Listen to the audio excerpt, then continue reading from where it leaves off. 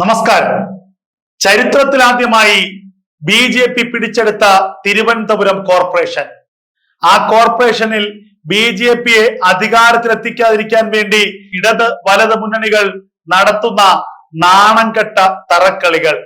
ഇതെല്ലാമാണ് കഴിഞ്ഞ 2-3 ദിവസങ്ങളായി കേരളം കണ്ടുകൊണ്ടിരിക്കുന്നത്. എന്നാൽ ഒരു കാര്യം ഉറപ്പിച്ചു പറയട്ടെ, അധികം വൈകാതെ തിരുവനന്തപുരം കോർപ്പറേഷനിൽ BJP ടിക്കറ്റിൽ മത്സരിച്ച് വിജയിച്ച മേയറും BJP ടിക്കറ്റിൽ മത്സരിച്ച് വിജയിച്ച ഡെപ്യൂട്ടി മേയറും ഉണ്ടാകും. യാതൊരു സംശയവും വേണ്ട. നിങ്ങൾ പല സ്ഥാനാർത്ഥികളെ മേയർ സ്ഥാനത്തേക്കും ഡെപ്യൂട്ടി മേയർ സ്ഥാനത്തേക്കും ഒക്കെ ചർച്ച ചെയ്തുകൊള്ളൂ. കമ്മികൾക്കും കൊങ്ങികൾക്കും ഒക്കെ കരയാനും കണക്ക് കൂട്ടാനുമുള്ള എല്ലാ അവസരങ്ങളുമുണ്ട്.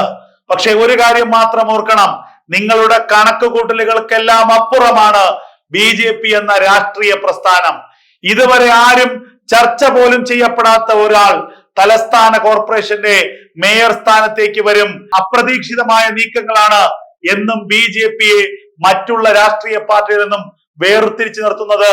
നിങ്ങൾക്ക് ഈ പാർട്ടിയെ കുറിച്ച് ഒരു ചുക്കും അറിയില്ല എന്ന് കൃത്യമായി പറയാൻ കഴിയുന്നത് BJPയെ കുറിച്ചാണ്. ഇവിടെ കോർപ്പറേഷന്റെ മേയർ തിരഞ്ഞെടുപ്പിൽ സ്വതന്ത്രൻ അങ്ങോട്ട് ചാടും, സ്വതന്ത്രൻ ഇങ്ങോട്ട് ചാടും, സ്വതന്ത്രൻ അവരോടൊപ്പം നിൽക്കും എന്നൊക്കെയുള്ള ചർച്ചകൾ സജീവമാണ്. പക്ഷെ ഒരു കാര്യം ഇപ്പോൾ ഉറപ്പിച്ചു പറയുന്നു, സ്വതന്ത്രന്മാർ എങ്ങോട്ടും ചാടില്ല. സ്വതന്ത്രന്മാരിൽ ഒരാൾ BJPയെ പിന്തുണയ്ക്കും. അക്കാര്യത്തിൽ യാതൊരു സംശയവും വേണ്ട. വോട്ടെടുപ്പിൽ ചിലപ്പോൾ ഇടത് വലത് മുന്നണികളിലെ, പ്രത്യേകിച്ച് കോൺഗ്രസിലെ 2-3 മെമ്പർമാർ, വാർഡ് മെമ്പർമാർ മാറി നിന്നാലും അത്ഭുതപ്പെടാനില്ല. കാരണം ഇത് BJP ആണ്. ഈ BJPക്ക് തലസ്ഥാന കോർപ്പറേഷൻ ലഭിച്ചേ തീരൂ. ഇവിടെ കേവല ഭൂരിപക്ഷം എന്നത് കോർപ്പറേഷനിൽ ഒരു പ്രശ്നമേ അല്ല. ഏറ്റവും കൂടുതൽ സീറ്റുകൾ, ഏറ്റവും കൂടുതൽ വാർഡുകൾ നേടുന്ന ആൾ തന്നെയാണ് കോർപ്പറേഷനിൽ രാജാവ്. ഇവിടെ BJP തന്നെയാണ് രാജാവ്.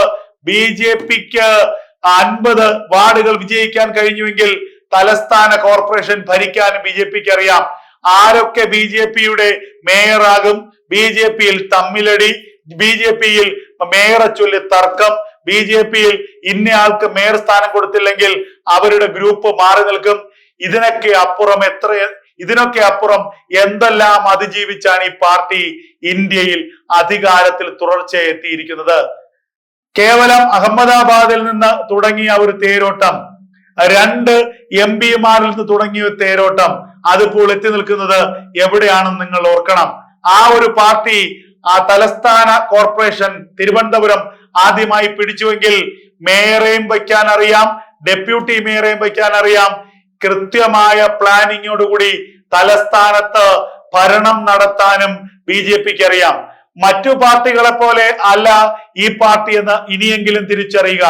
ഞാൻ കഴിഞ്ഞ ദിവസവും പറഞ്ഞതുപോലെ ബീഹാറിൽ നിന്ന് അത്രയധികം ആരും കേൾക്കാത്ത നിതിൻ ദൗബീൻ എന്ന ചെറുപ്പക്കാരനെ, 45 വയസ്സുകാരനെ ഈ പാർട്ടിയുടെ ദേശീയ വർക്കിംഗ് പ്രസിഡന്റ് ആക്കാൻ കഴിയുമെങ്കിൽ, JP നദ്ദയെ 2019 ഈ പാർട്ടിയുടെ അധ്യക്ഷനാക്കാൻ കഴിയുമെങ്കിൽ, ഒരു മേയറെ, അതും ആരെയും ഞെട്ടിച്ചുകൊണ്ട് തിരുവനന്തപുരം കോർപ്പറേഷന്റെ തലപ്പത്തേക്ക് എത്തിക്കാൻ ഈ പാർട്ടിക്ക് നിഷ്പ്രയാസം സാധിക്കും. ഞാൻ കഴിഞ്ഞ ദിവസവും പറഞ്ഞതുപോലെ 2 ഡസനിലധികം ആളുകളെ ഈ പാർട്ടി വിജയിപ്പിച്ചിട്ടുണ്ട് മേയർ സ്ഥാനത്തേക്ക്. കഴിഞ്ഞ കാലങ്ങളിലെ CPM-ന്റെ മേയർമാരെക്കാൾ കഴിവുറ്റ 2 ഡസൻ ആളുകളെ ഈ പാർട്ടിക്ക് ഇപ്പോൾ വിജയിപ്പിച്ചെടുക്കാൻ കഴിഞ്ഞിട്ടുണ്ട്. അങ്ങനെ മേയർമാരുടെ സ്ഥാനാർത്ഥികളെ, യോഗ്യതയുള്ള മേയർമാരെ പരിശോധിക്കുകയാണെങ്കിൽ നിരവധി പേർ ഈ പാർട്ടിക്കുണ്ട്. അതുകൊണ്ട് ഈ പാർട്ടി കൃത്യമായി തന്നെ മേയർ കണ്ടെത്തും. ചില അപ്രതീക്ഷിത നീക്കങ്ങൾ, ചില ഞെട്ടിപ്പിക്കലുകൾ, ചില വലിയ നീക്കങ്ങൾ തലസ്ഥാന കോർപ്പറേഷനിൽ നടന്നാലും അത്ഭുതപ്പെടാനില്ല.